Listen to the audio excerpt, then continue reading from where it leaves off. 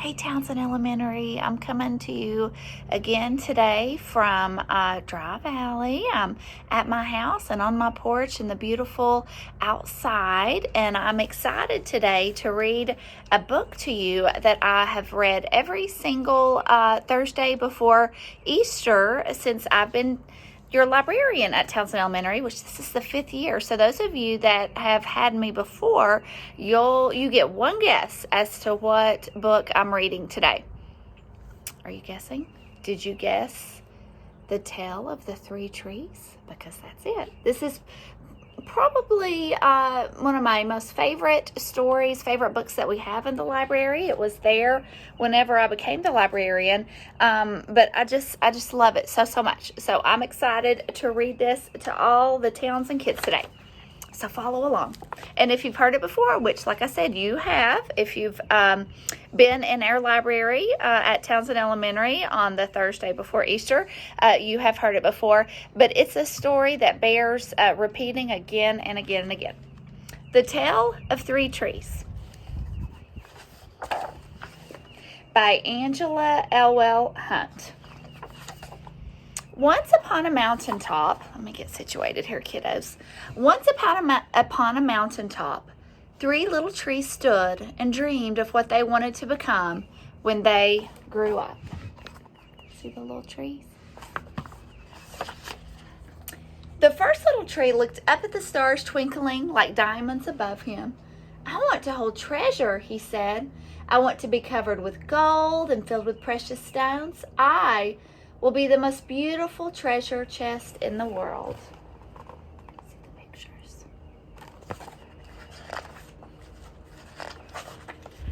The second little tree looked out at the small stream trickling by on its way to the ocean. I want to be a strong sailing ship, he said. I want to travel mighty waters and carry powerful kings. I will be the strongest ship in the world. The third little tree looked down into the valley below, where busy men and busy women worked in a busy town.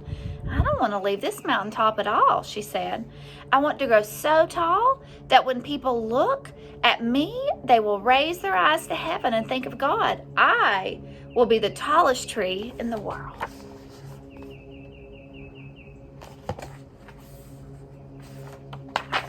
Years passed, the rains came, the sun shone, and the little trees grew tall.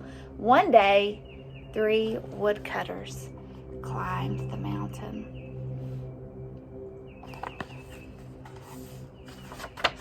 The first woodcutter looked at the first tree and said, "This tree is beautiful. It is perfect for me." With a swoop of his shining axe, the first tree fell. "Now I shall be made into a beautiful chest," thought the first tree. "I shall hold wonderful treasure." The second woodcutter looked at the second tree and said, "This tree is strong. It is perfect for me." With a swoop of his shining axe, the second tree fell. "Now I shall sail mighty waters," thought the second tree. "I shall be a strong ship, fit for kings." The third tree felt her heart sink when the last woodcutter looked her way. She stood straight and tall and pointed bravely to heaven. But the woodcutter never even looked up. "Any kind of tree will do for me," he muttered. With a swoop of his shining axe, the third tree fell.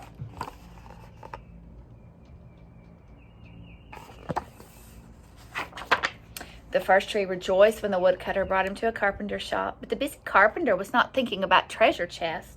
Instead, his work-worn hands fashioned the tree into a feed box for animals. The once beautiful tree was not covered with gold or filled with treasure. He was coated with sawdust and filled with hay for hungry farm animals.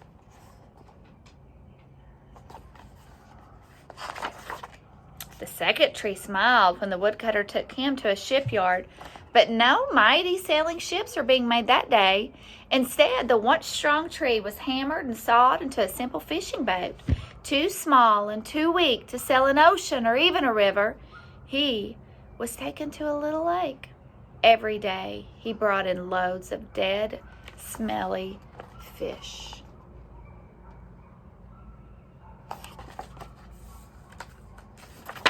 The third tree was confused when the woodcutter cut her into strong beams and left her in a lumber yard.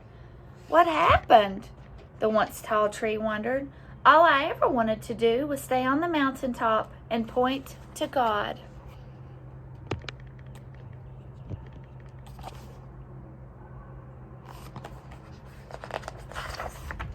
Many, many days and nights passed. The three trees nearly forgot their dreams. But one night, golden starlight poured over the first tree as a young woman placed her newborn baby in the feed box. "I wish I could make a cradle for him," her husband whispered. The mother squeezed his hand and smiled as the starlight shone on the smooth and sturdy wood. "This manger is beautiful," she said. And suddenly, the first tree knew he was holding the greatest treasure in the world.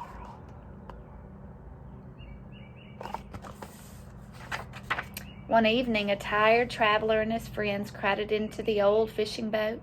The traveler fell asleep as the second tree quietly sailed out into the lake. Soon a thundering and thrashing storm arose.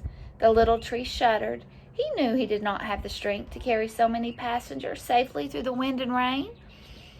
The tired man awakened. He stood up, stretched out his hand, and said, "Peace." The storm stopped as quickly as it had begun.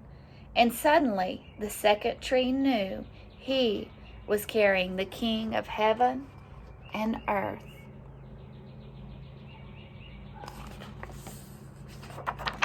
One Friday morning, the third tree was startled when her beams were yanked from the forgotten woodpile. She flinched as she was carried through an angry, jeering crowd. She shuddered when soldiers nailed a man's hands to her. She felt ugly and harsh and cruel.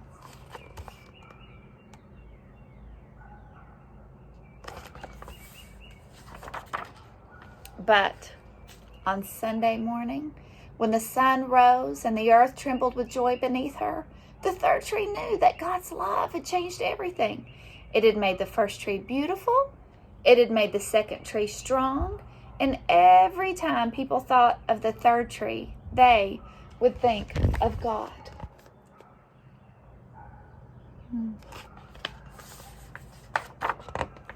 That was better than being the tallest tree in the world. The end. Okay, guys.